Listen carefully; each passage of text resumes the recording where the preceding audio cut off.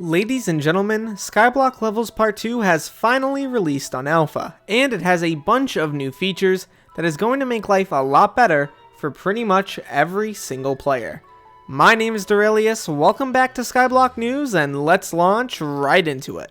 Now, obviously, due to the nature of this update, I'm going to be in the menus a lot, so I apologize in advance. But as you can see, one of the first big changes is where the leveling system actually is. Instead of being in your profile, it's out in the main menu, which I actually prefer. If I click on it, there are 5 options, and starting from the left, we have levels appearance, which is not different. Same goes for your Skyblock level ranking, there is nothing new here, and things like the Elite 500 are not going to be happening here.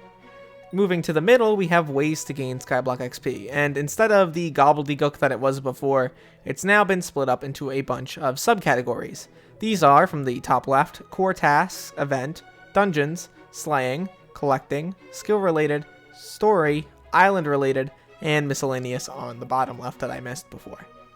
There are a bunch of new things you can do here. For example, the Spooky Festival, Mining Fiesta, and Fishing Festival are all here. Things like mythological kills are here. Things like, for instance, the Peak of the Mountain is here, which, by the way, is separate from the Heart of the Mountain. It's your Peak of the Mountain. I know they're similar names. It's dumb, I know, but yeah. Your Anita shop is going to count for stuff now. There's going to be some benefits for doing multiple nucleus runs. The Dragon Essence shop is here, and there's a bunch of few other things as well. Things like unlocking powers, which, by the way, are the power stones that give you 15 XP each, and Reaper Peppers give you 10 XP per Reaper Pepper. A lot of people were saying it's going to be huge, it was going to give you a lot of XP. That didn't really come out. It's only 10 XP each. Also, things like Abaphone contacts, which I really like. Aside from that menu being cool, there's also something on the bottom, which is basically your recently viewed. It allows you to look at things that you've recently looked at. I don't really know how to explain it other than that. Top of this, there's going to be some stuff on the right with guided suggestions. This is a whole new category, and it's really cool. Essentially, how this is going to work is that there's going to be a level guide in the game that's going to show you a bunch of things you can do to increase your level, but not only that, it will reward you coins for doing so. As you can see, for your accessory bag, you get 20k coins for unlocking each of these accessories, and 1 is Skyblock XP each. Now, I've obviously unlocked all of these. I think pretty much every player has. The issue is, or at least the known bug is, that these don't actually work if they're in a family of accessories. So things like the Initiate badges, or the Campfire badges rather, the Speed Talisman, and the Potion Affinity Talisman, all 3 are part of a family. So they don't necessarily work properly, and they don't, backport back to where they, would be on your main profile. Moving into crafting minions, obviously, same deal here. You get coins and Skyblock XP. These ones do work. I have never crafted any of these 3. I know that's embarrassing to say, but it is sadly true. And we have the Dragon Essence shop. Really cool stuff here, although it does say percent value, percent here. Clearly they didn't fully, flush out this system, or it's not finished, as you can see, but that is fine. And they give you the amount of XP that they would normally give you. This is not additional XP. This is just the normal amount of XP, so keep that in mind. Moving into the last part here, we have the to-do list, and as you can see, there's a lot of other things here. Essentially how this works is it's going to break you down into the part of the game you're in. Starter, early game, late early game, mid game, late mid game, probably late game, and then end game. These are all going to be a bunch of different tasks that you can do, or should do, in order to get out of your tier. So there's accessory bag tasks, there's catacombs tasks, there's slayer tasks, skills, bank upgrades, Abaphone contacts, etc. All of this stuff is here for different parts of the game, and they change out obviously depending on what part of the game you're in. I cannot understate how much I love this feature.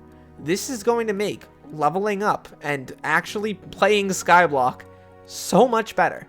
And the reason is very simple. Players are actually going to know what to do, and this is something that I've really wanted for a long time.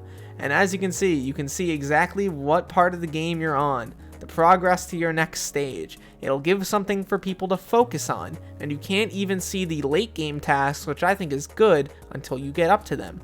I can't even see them because I haven't done all of that stuff, and that is totally fine.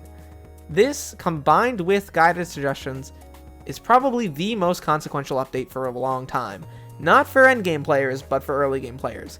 Giving people money for doing the game and actually participating and leveling up Wonderful stuff. Great to see it. But actually making it so people know what to do and how to level up is great.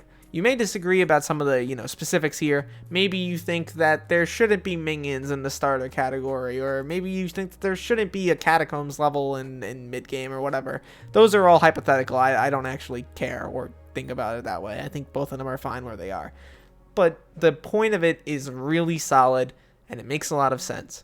Excellent job, admins. Really love to see this.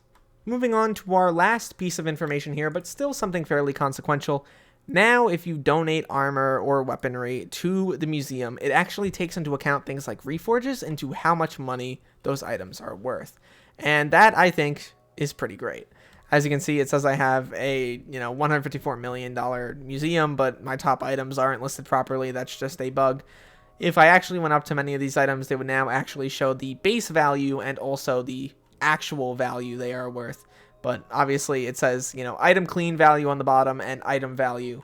Those are, the actual representations of what that means. Really great stuff once again. Gonna make it so you don't need to, spend an arm and a leg just to get yourself to a decent level in the museum. Makes the museum a little bit more representative of your actual net worth and how much money you have. I see no problems with that. Obviously, with Thanksgiving being next week for most Americans and a couple people having holidays and things of that nature soon, it's very likely that this update will be out within the next week or so I am incredibly excited for it.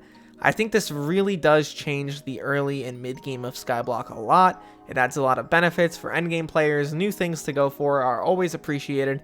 Really great stuff. Once again, excellent update from the admins. Great to see it. And I'm excited for stuff that's coming next, like the Jerry QOL update, and then after that we have Garden, and then after that we have Wizard Portal. So there's a lot in the pipeline, a lot to look forward to, and I will be with you every step of the way, telling you all the information you need to know.